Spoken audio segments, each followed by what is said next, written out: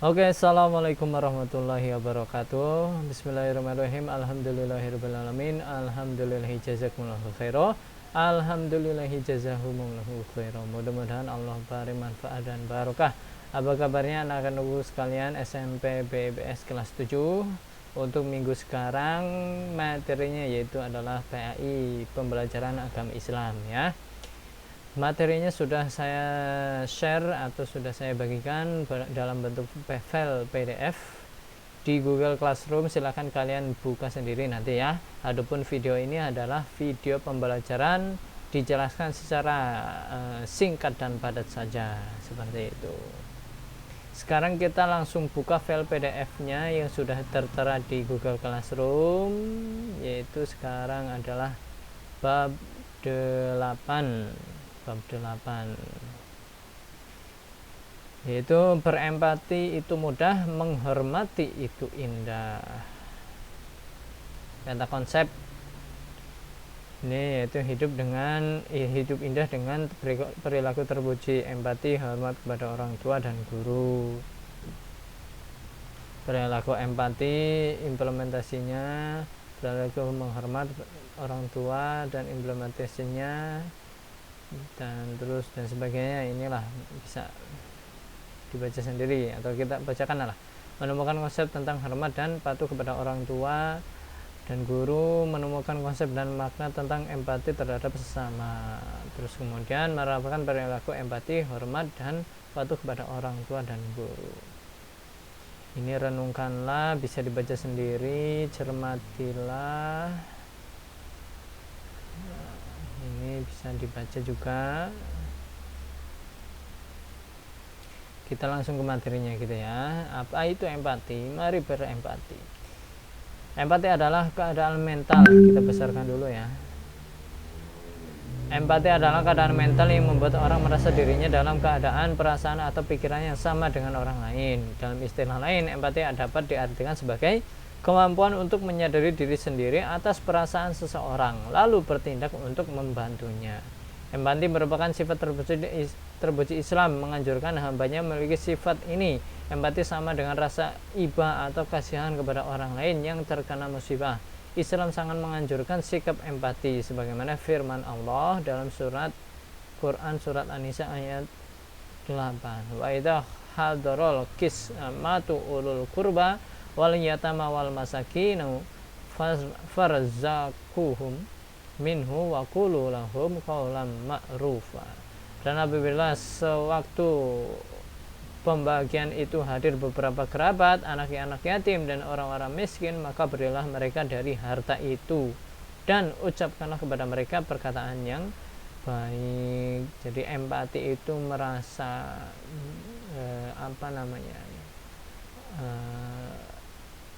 merasakan apa yang sedang dirasakan orang lain. Nah, itulah empati gitu.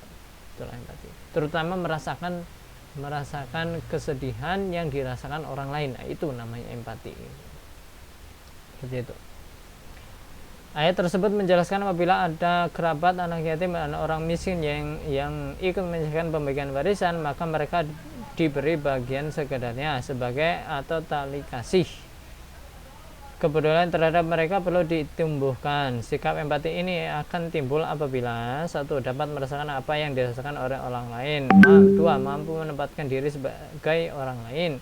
3. Menjadi orang lain yang merasakan. Terkait sikap empati ini, Rasulullah SAW bersabda, An Abi Musa radhiyallahu anhu qala Rasulullah SAW, al mu'minu lil mu'minin kal bunyani yashuddu ba'dahu ba'da.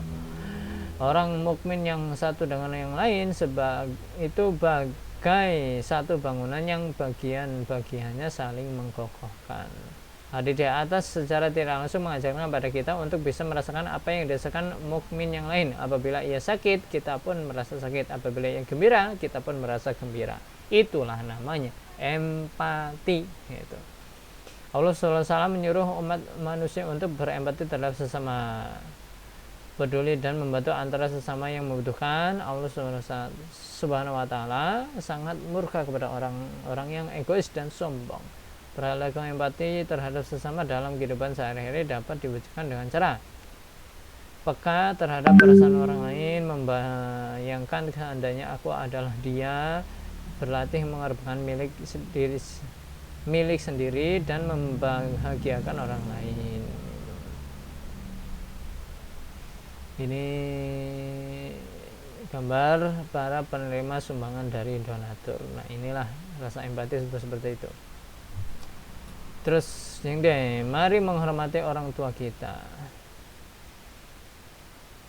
Siapakah orang yang paling dekat dengan kamu sejak lahir? Tentu kedua orang tua kamu, bukan? Mereka lah yang membawa kamu ke dunia ini dengan izin Allah.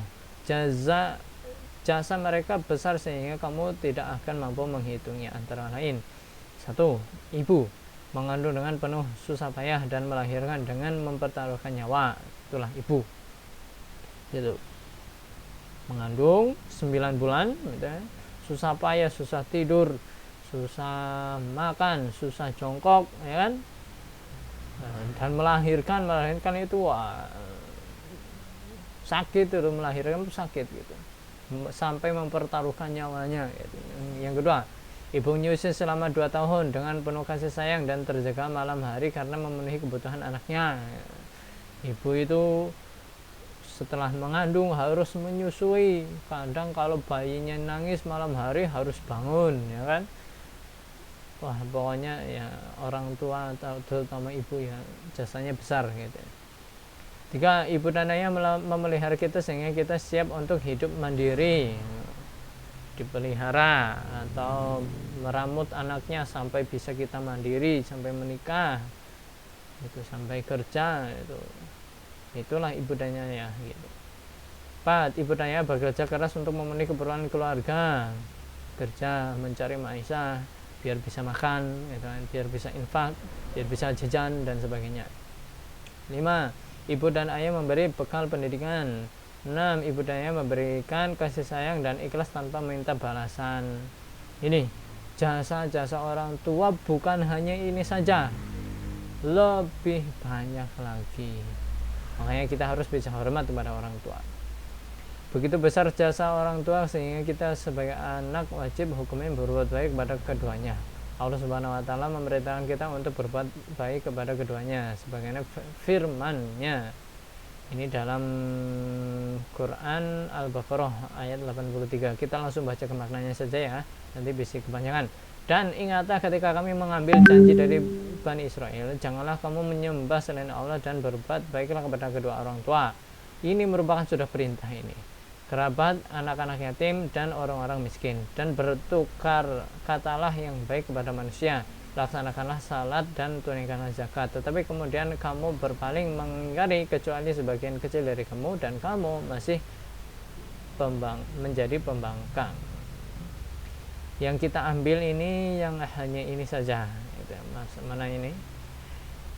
Dan berbuat baiklah kepada kedua orang tua. Berarti ini sudah merupakan perintahnya Allah. Itu kalimat perintah itu. Makanya berbuat baik kepada kedua orang tua itu wajib.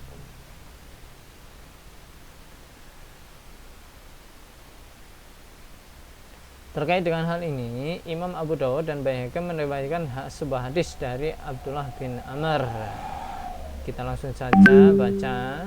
Dari Abdullah bin Amr, seorang datang kepada Rasulullah SAW dan berkata, aku akan berbaiat kepadamu untuk berhijrah, dan aku tinggalkan kedua orang tuaku dalam keadaan menangis. Rasulullah SAW bersabda, kembalilah kepada orang tuamu dan buatlah keduanya tertawa sehingga sebagaimana engkau telah membuat keduanya menangis. Nah, ini meskipun sahabatnya Nabi izin kepada Nabi untuk hijrah dalam fisabilillah gitu ya, tapi itu Nabi tidak mengizinkan. Karena apa? Karena lebih mementingkan untuk membahagiakan kedua orang tua.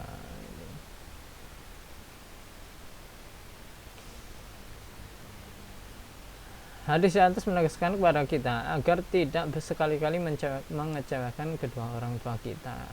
Gitu. Jangan sampai mengecewakan kedua orang tua kita. Beralih ke menghormati kedua orang tua dapat diwujudkan dengan cara berikut ini. 1. Ketika orang tua masih hidup, A. Memperlakukan keduanya dengan sopan dan hormat. B. B. Membantu pekerjaannya. C. Mengikuti nasihatnya apabila nasihat itu baik. D. Membagikan keduanya.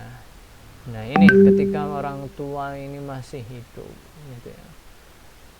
Ya kita harus bisa menghormati, mewujudkan apa yang orang tua inginkan, yaitu memperlakukan keduanya dengan sopan dan hormat gitu ya, ya salim, cium, berkata yang baik gitu ya, membantu pekerjaannya, cuci piring, cuci baju, ngepel dan sebagainya gitu ya. Saya mengikuti nasihatnya, apabila orang tua sedang nasihat ya diikuti, didengarkan gitu ya, didengarkan dengan baik gitu, membahagiakan keduanya ya pasti dengan hal-hal kecil saja dulu, bukan berarti membahagiakan itu harus dengan uang, nggak usah, tapi membahagiakan itu ya dengan hal-hal kecil saja dulu ya. Contohnya ya itu tadi contohnya ya, ikut membantu pekerjaan keduanya, mengikuti nasihatnya gitu, memperlakukannya dengan baik dan sopan gitu dan sebagainya gitu. Yang kedua, jika keadaan orang tua sudah meninggal, jika keduanya muslim, maka kamu dapat mendoakan mereka setiap saat agar dapat ampunan Allah Subhanahu wa taala. Doa yang dianjurkan Rasulullah sallallahu alaihi wasallam yaitu Allahummaghfirli wa liwalidayya warhamhuma kama rabbayani shaghira. Ya Allah, ampunilah aku dan kedua orang tuaku dan rahmatilah mereka sebagaimana keduanya telah memeliharaku pada waktu kecil. Yang B, melaksanakan wasiatnya. Yang C, menyambung dan melanjutkan silaturahmi yang dahulu sudah dilakukan oleh kedua orang tua, menjaga nama baik mereka. Nih, tetap ya, doa untuk kedua orang tua walaupun sudah meninggal, tetap kita harus bisa membacakannya ya. Doa kedua orang tua, Allahummaghfirli wa liwalidayya warhamhuma kama rabbayani shaghira. Ini ada cerita-cerita, silahkan dibaca sendiri. Yang mari menghormati guru. Mari menghormati guru. Kita harus berbuat baik dan kita harus berbuat baik atau berbakti kepada kedua orang tua kita. Kita jangan diperintahkan untuk berbuat baik atau berbakti kepada guru. Kita juga diperintahkan untuk berbuat baik atau berbakti kepada guru. Gurulah yang telah mendidik dan mengajarkan ilmu kepada kita. Sebagai pendidik, guru membentuk kita menjadi manusia yang beriman, mengerti baik dan buruk, berbudi pekerti yang luhur, dan menjadi orang yang bertanggung jawab, baik kepada diri sendiri, masyarakat, bangsa, maupun negara. Gurulah yang menjadikan kita orang yang pandai dan memahami ilmu pengetahuan. Dengan demikian kita akan memperoleh kedudukan yang tinggi di hadapan Allah Subhanahu wa taala, sebagaimana firman Allah, yarfa'illahu alladhina amanu minkum walladhina utul ilma darajat. Allah akan meninggikan orang-orang yang beriman dan di antara kamu dan orang-orang yang berilmu pengetahuan beberapa derajat. Itu. Cara berbakti kepada guru antara lain dengan sikap: 1. Mengucapkan salam apabila bertemu. 2. Memperhatikan apabila diajak bicara di dalam dan di luar kelas. 3. Rendah hati, sopan dan menghargai. 4. Melaksanakan nasihatnya. 5. Melaksanakan tugas belajar dengan ikhlas. Itulah cara-cara menghormati guru. Ini ada kisah-kisah, silahkan dibaca sendiri. Nah, sekarang rangkuman. Ini ada latihan. Silahkan kalian baca-baca sendiri dan ada pilihan ganda. Silahkan diisi sendiri, dibaca sendiri. Baca sendiri gitu.